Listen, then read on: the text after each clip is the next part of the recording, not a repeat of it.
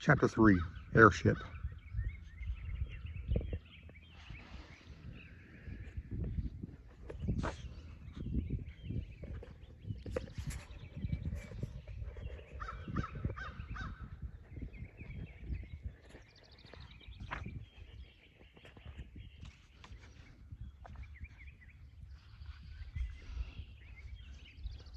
Amy had started packing immediately after they got home. She had emptied her school bag and left the contents on her dresser stacked somewhat neatly. She went to the closet to pick out her clothes that she wanted to take with her. 3 days, 3 outfits plus underclothes. She folded it all neatly and put them back in the bag before going to the bathroom for a towel and her shower supplies. Charles has got an old suitcase from his closet, blowing the dust off of it. He sat on his bed looking at the pile of papers that still occupied the usually empty side of it. He debated on taking his work with him, but decided against it. It was just organizing the pile slightly better. This was going to be a break from all that. He could get back to it when they returned. He started packing what was needed for the trip.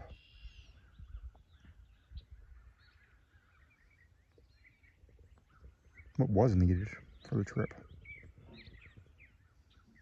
After they packed their bags, Amy made tea for them both. She set the cups on the table in the living room.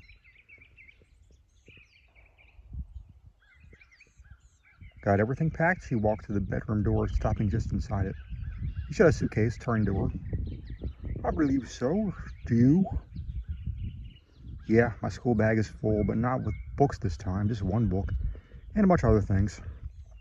She smiled. I made tea. Do you want a cup? Yes, please. He took the suitcase with him when he left the room.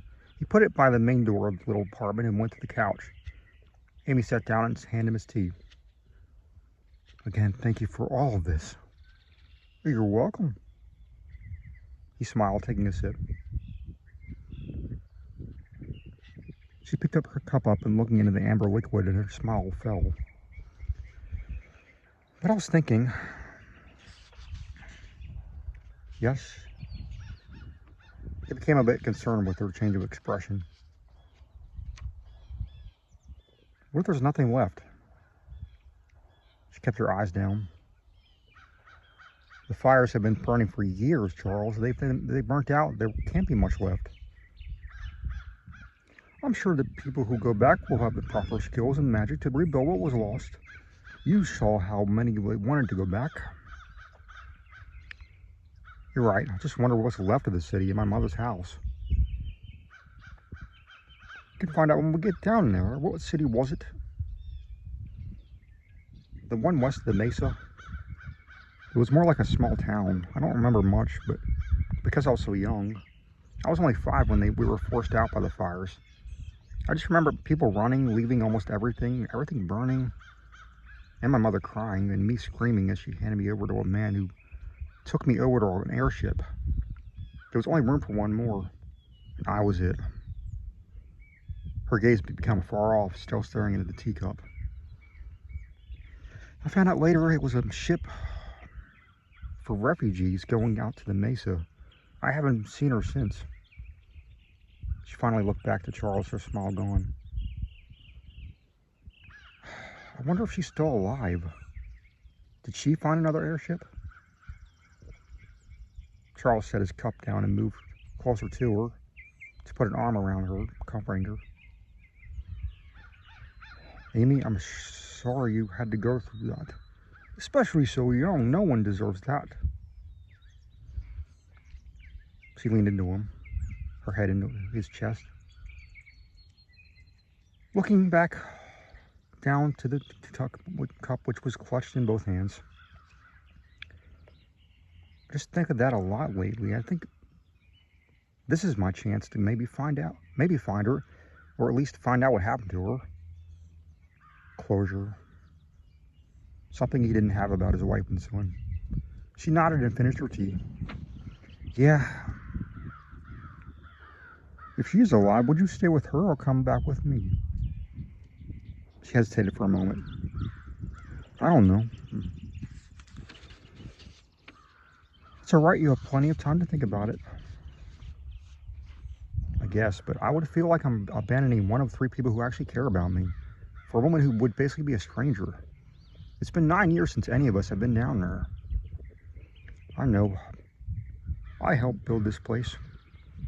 Earth magic is a wonderful thing and the only thing keeping some of us, these buildings, standing. These places can't be in that much disrepair. How old is Stormhaven? I thought it was built up for refugees.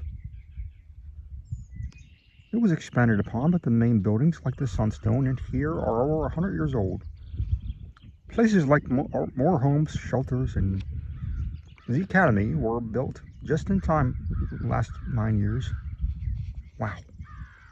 Her eyes widened a bit. I didn't know that. To me, the girls' shelter has always existed. It's where I was taken when I was brought into Stormhaven. Running from a wildfire, removed traumatically from my mother, and shoved into a shelter.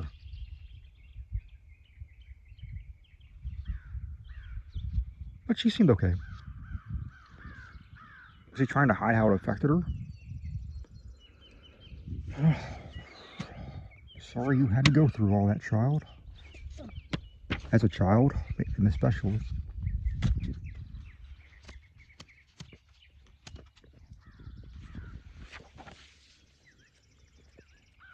She raised her head, moving away from him, but stayed on the couch. But I'm in a better situation now. I was staying in a dorm at the academy, and now I'm here. It's leagues better than the shelter. She smiled a bit. I should hope so. He smiled back, letting the arm he had around her fall to his side.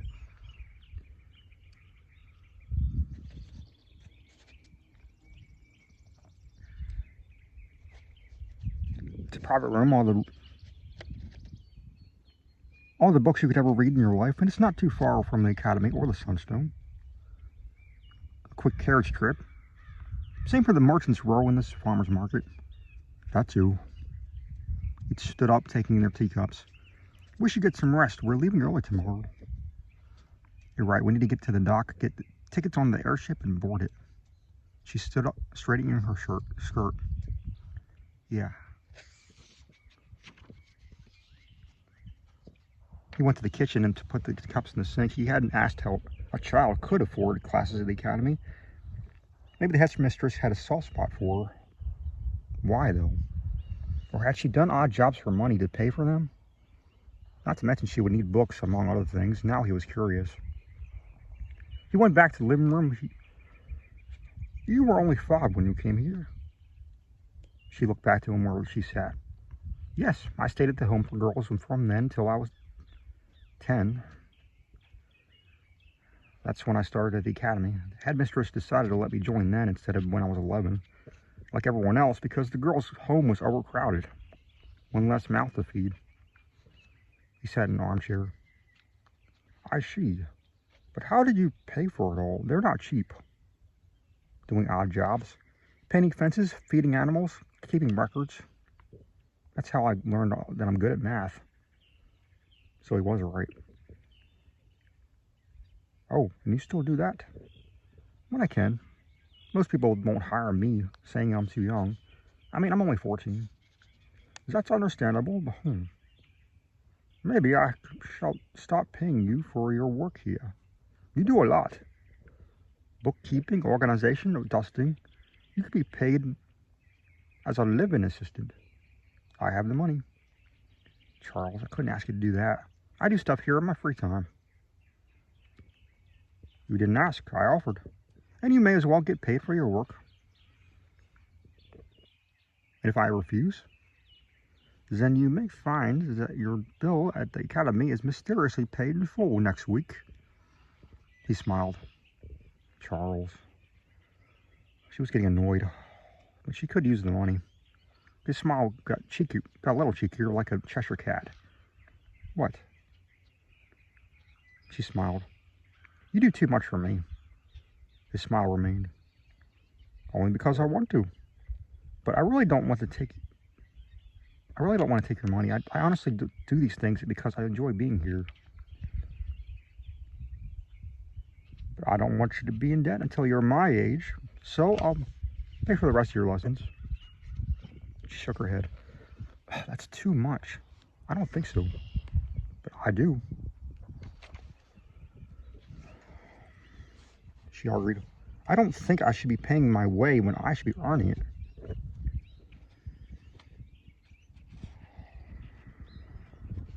Amy, as you said, you are 14. The only work you should be doing is bookwork.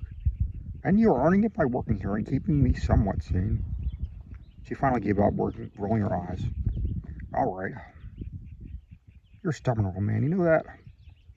She smiled again. I know, just study hard, and I'll cover the rest. Thank you. She stopped arguing. You are really nice to me. I try to be, anyway. She stretched her arms. Well, it's still a little early. If there's nothing you need me to do, I think I'll go read a book.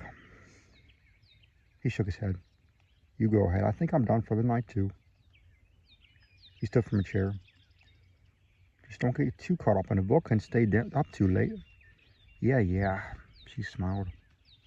Oh, do you want me to make breakfast tomorrow?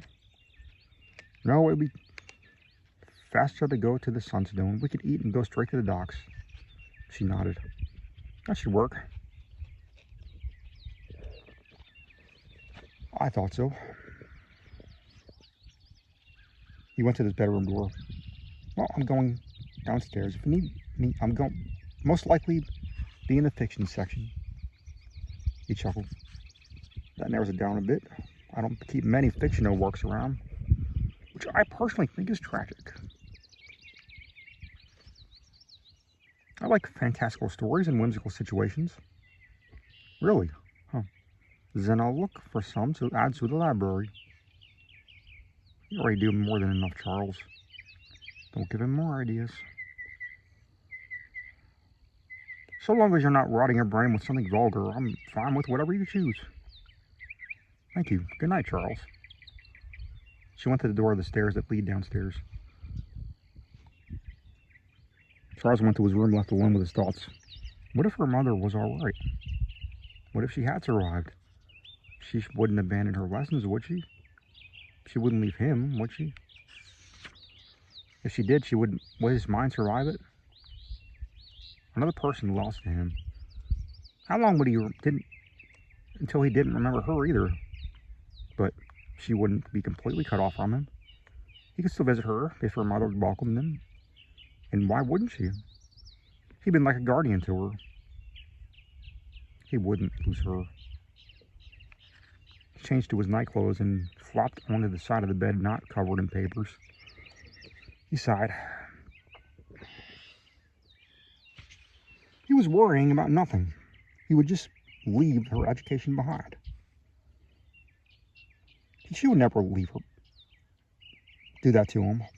But she was only at the academy until next summer.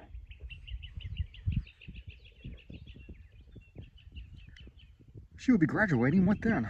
Whatever she chose, he would support her. He was doing what he shouldn't be. Getting attached.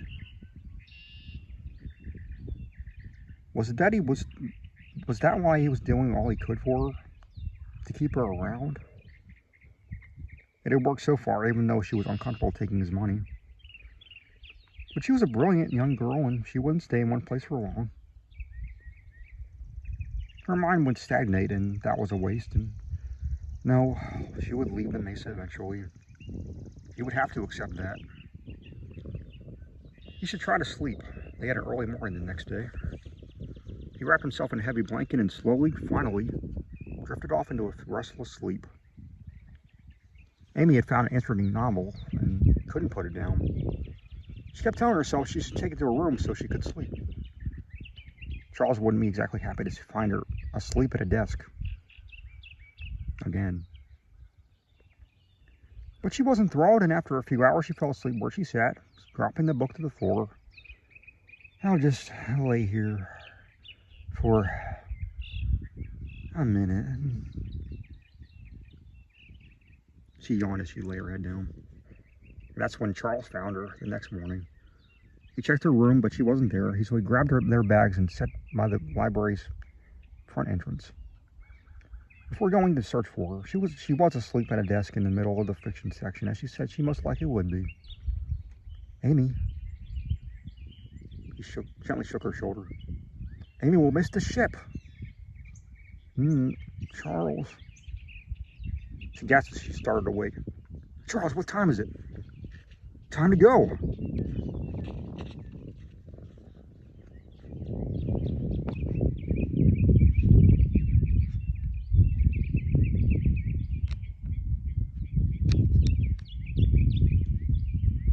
I have our bags ready by the door.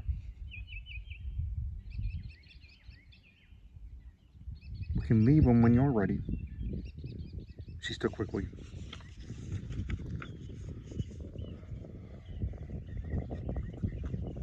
I can change on the ship. Let's go. Her feet hit something on the floor and she looked down. It was the book she had been reading. Oh, must have dropped this. She bent down to pick it up. It's okay if I take this with me? That's fine, he smiled. Ready? Yeah, let's go. She started towards the entrance. Charles followed her, taking the bags with only slight argument from Amy that she was capable of carrying her own stuff. But Charles still insisted he could handle it. I'm not that old, Amy. Over a century, but okay. They hailed a cab to the Sunstone. When they got there, the place was almost empty. Only two barmaids sat up at the deserted bar. They looked up from their conversation when Charles and Amy entered. Aren't you supposed to be at the airship docks? Minerva already left. Bags packed like a fireball was on her trail. A woman with short brunette hair asked, "Are you lost?" "No, just hungry." Charles sat the bags down. "We thought we'd grab a quick breakfast, then catch the ship to the wastelands." "Oh, okay. What can I get you?" She stood up to take their order. "A toast, an egg sandwich, and coffee." The woman got a pad and pen and writing that down. "And you, miss?" She looked at Amy. "Just a sausage and a biscuit, thanks. And orange juice?" "Okay, I should be out quick since you're the only ones who've set foot in here today." "All right, thank you." Charles sat at the bar, bleeding onto it as Amy sat next to him.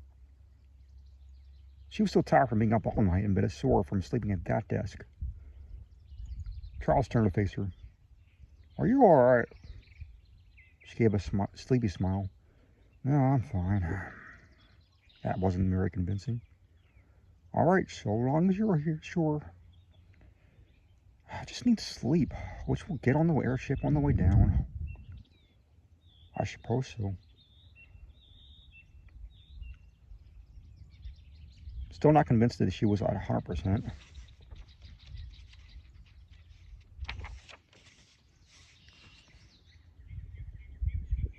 After a few minutes of awkward silence,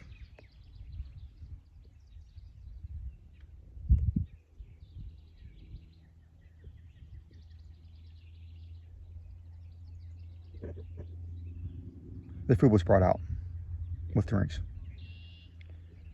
"Here you go, enjoy." The waitress smiled. "Let me know if you need anything else." "All right, thank you," Charles repeated. "Thanks." Amy started eating. Charles did the same. They tried to eat fast so they could catch the next ship.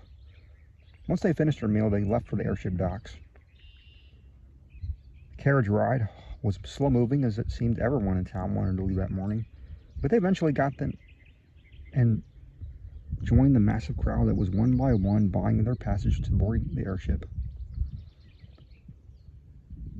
"I hope we can find Minerva in this mess," Amy yelled over the crowd. "We can try." Charles carried both of their bags. He once again insisted. "Or we can just turn around." Minerva stood behind the two. How did they miss this tall wasteland native lady? Amy turned to see Minerva standing there with her travel bag. She had seen it magically appear behind them. She smiled, going to her. "You have a way of finding us anywhere." "I call it a gift." She smiled back. She wasn't dressed in her usual barmaid attire, but instead wore a long-sleeved, silky, dark blue top, a pair of black pants. Her mess of long, curly hair was pulled into a puffball of a ponytail. You look so different when you're not at the Sunstone. Yeah, I don't always dress like that. Now, let's get our passage paid for so we can get down to the wastelands. Impatient. Amy still smiled. But for once, we agree. These airships only have so many cabins. So let's go while there's still room or two left. They all agreed and they got in line to pay for one of the 3 ship captains who would be on their way down to what was left of Amy and Minerva's home.